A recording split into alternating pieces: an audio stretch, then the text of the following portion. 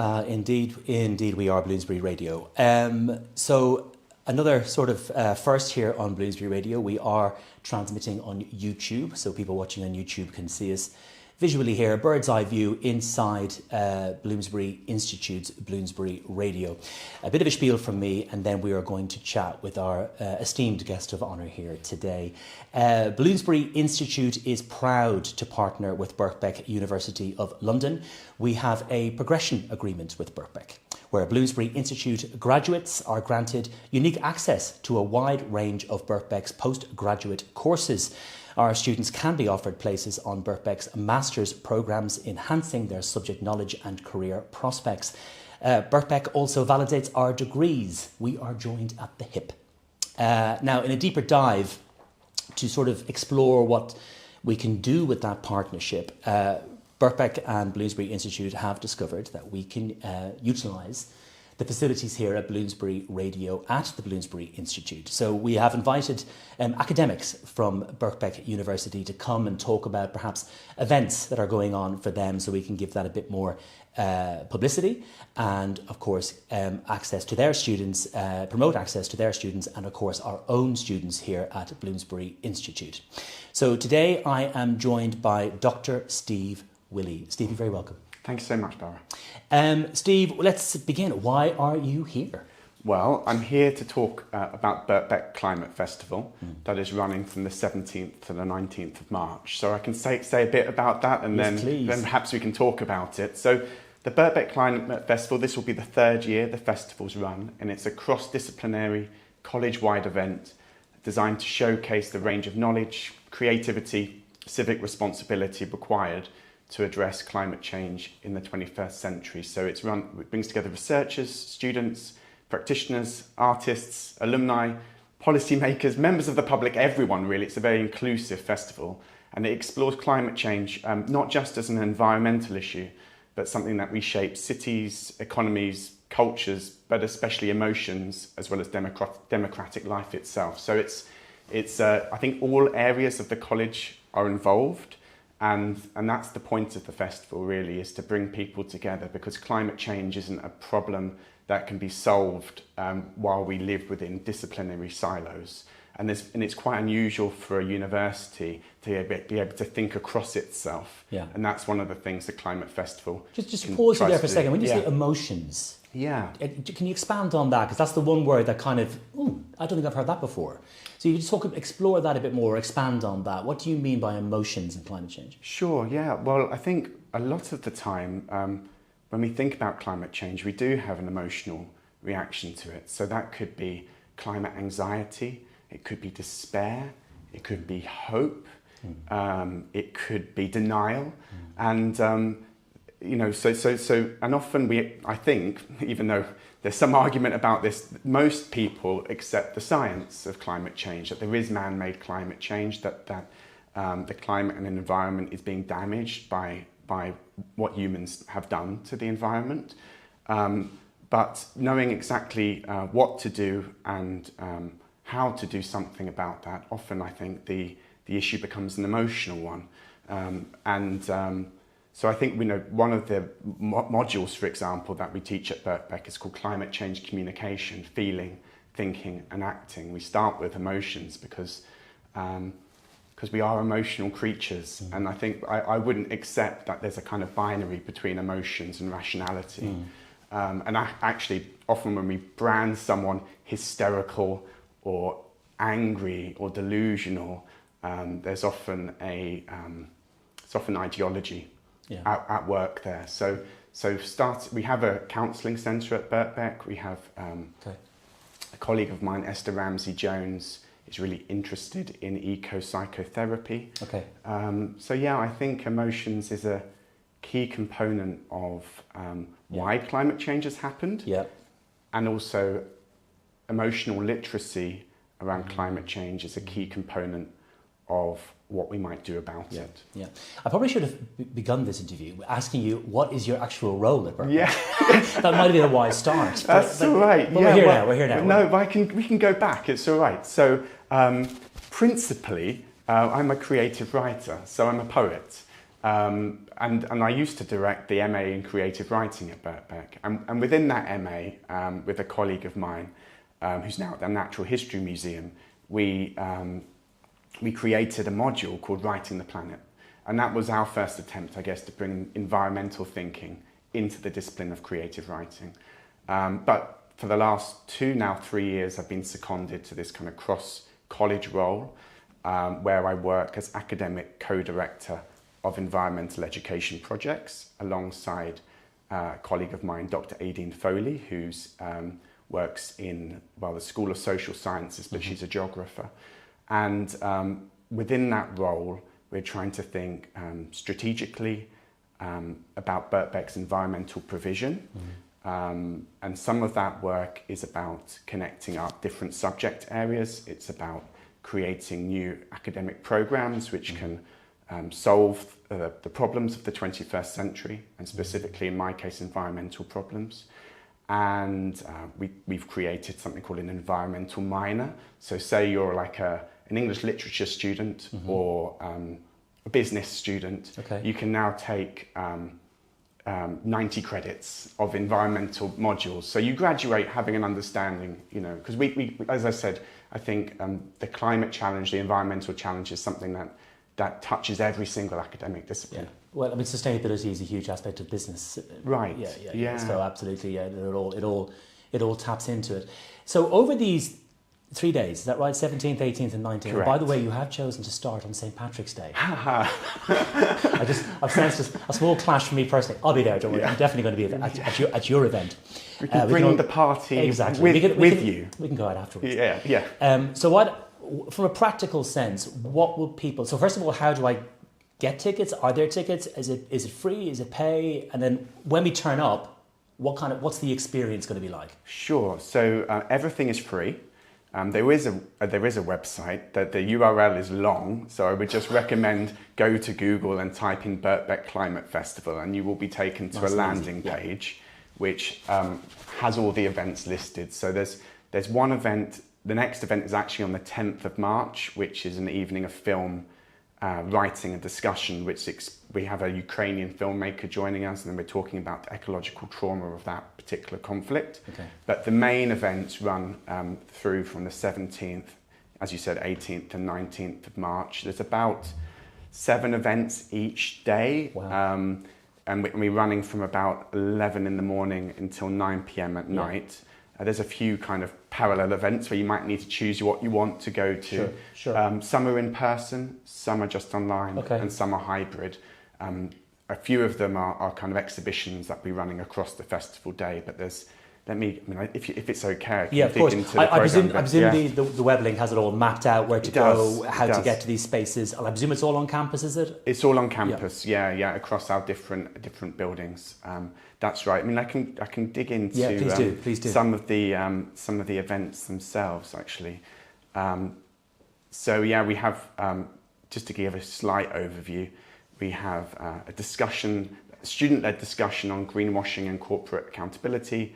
There's a panel exploring whether a 4-day working week might reduce consumption. There's workshops in climate storytelling and dramaturgy. We have our immersive learning team, which is thinking about how virtual reality can be used to explore the climate. So, it will transport you to an environment perhaps that's at risk and ask you to reflect on what that experience was like. There's a session on reproductive justice and environmental health, an oral history project on environmental activism.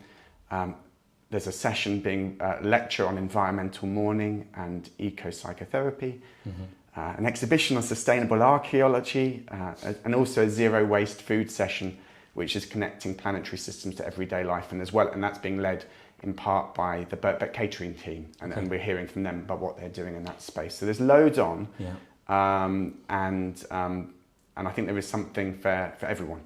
Now, you've said something else now that's immediately sort of jumped out of the pile for me, and it's dramaturgy and storytelling. Yeah. So can you, and I'm putting you on the spot here, Steve, can you explain how that's fitting into the climate change discussion? Yeah, I could try. I'm just going to see if I can find As you read the blurb. the event itself. But no, I mean, that dramaturgy workshop is being run by a colleague of mine, Dr. Sayeda Yelta. And I can read, I'll read you these two things. She's thinking about how we develop practices that centre artistic process while we attend to the rapidly changing world around us, ecological, social and political. Okay. And she says she's going to use the example of this thing called NES, Displaced, which is to explore different forms of storytelling for different ways of sharing stories in troubled times. And she's going to take participants on an immersive geospatial audio performance that invites you to imagine yourself on Orford Ness as you wander a natural landscape of your choosing. So it sounds like you're going to be given headphones and a smartphone, and you're going to be listening to a poem by Robert Macfarlane and Stanley Donwood, and it's going to give you an immersive sonic performance that responds in real time to the environmental conditions on Orford Ness, which was a former nuclear test site off the Suffolk coastline. And Sada's running that with an artist and dramaturg called Zoe Svensson. That's on the 18th of March, running from 2 to 4 p.m. Wow. That's an in-person event. Yeah. So I think, Sada would obviously be the best person to talk about that, but I think drama and storytelling is really similar to emotions, really. Even in business, in law, which often, I guess, are thought about as very practical subjects which have a tangible effect on the world. They also rely on stories to create change. Yeah. And I think obviously drama, which invites you to speak from different perspectives, develops your empathy. Those are capacities that we need if we're going, no matter where we sit. Yeah. So I think drama has a massive role to play in addressing climate change. Absolutely, and I think there's something around storytelling around trickier topics. There's a lot of people love to go see their comedy and they love to see all that kind of stuff. But I think there is something in storytelling around more difficult topics, as you say, to build empathy. Yeah. Which I think is really important. But it sounds like there's a lot of creative kind of ideas going on in here. It doesn't feel like it's not going to be just talking heads talking to you about climate change. This is going to be interactive, it's going to be creative. It sounds like a really cool... I hope so. I hope it's going to... And, I think at Birkbeck, obviously there's serious research that goes on. And we have a research centre, the Birkbeck Research Centre for Environment and Sustainability, which... is doing really amazing work. But I also think that's creative work too, thinking about how we restructure the working week to live more sustainably. That's creative as well. Yeah. And I think it's like, yes, there is full on in your face creativity with storytelling, but it's also kind of recognizing that other disciplines are creative in the way they make us think and reimagine the world. Yeah. I think one thing I'd say about storytelling specifically is that it does lower defensiveness. When you talk about a poem or a story or a narrative about climate change, it often doesn't induce the same feeling of guilt. Like, what are you going to do to change the world? We have a tolerance for thinking about social issues that would be otherwise polarizing when they're delivered to us in the form of art, rather than in terms of insufficiency or guilt, or because how could any one person do enough by themselves to change something as hard to grasp and as intractable as climate change? Yeah, and I think storytelling can also help in a way of looking at these things not through fear, because I think people are very fearful of climate change and they kind of just keep their head down, stay away from the subject matter because they just don't want to know. Whereas I think storytelling and perhaps that kind of creative space can help people engage in those conversations in a more positive mindset, if that kind of makes sense. I agree, absolutely. And just, this is a bit of a non sequitur, but I'm going to mention it anyway, because you said right at the beginning about the institutional relationship between the Institute and Birkbeck, and particularly about progression onto the postgraduate programmes. And a lot of the sessions are being run by staff, of course, who teach on our postgraduate programmes, as well as programme directors. And one of the things we've done as part of this environmental education project at Birkbeck is create a new web presence for both our undergraduate and postgraduate provision. So there's, and I think even there's a postgraduate open day running on the 18th of March in the evening to coincide with the festival. So, that we do have an MSc in climate change, an MSc in environment and sustainability, one in geography, geographic data science, organisational governance and sustainability, thinking about the PRME network. There's also, and the work of the Commonwealth Secretariat and Foundation within that space. We have an MSc on sustainable cities, which I know relates quite strongly to the work and the priorities there. And we also have an LLM law with environmental law and governance and policy. So, and we have modules which also look at in the environment and sustainability from the perspective of the humanities as well. Okay. So Steve, let's just remind listeners and viewers when it's taking place, how to get involved. Yeah.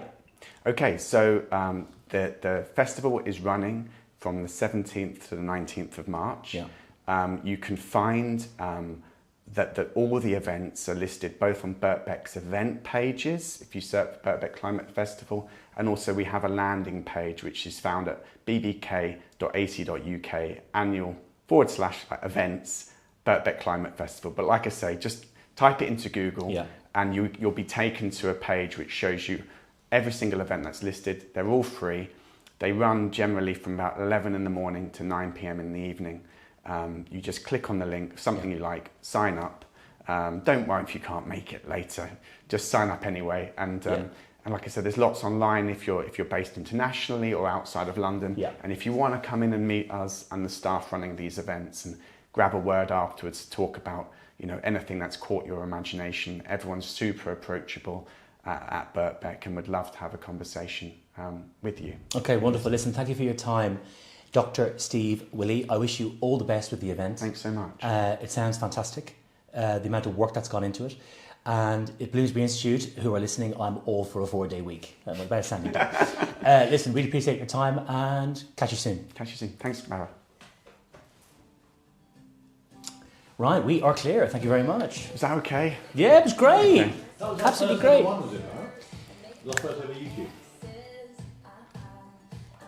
Sorry, I'm just ending the stream because they're two different things. It's all right. Was that first ever YouTube?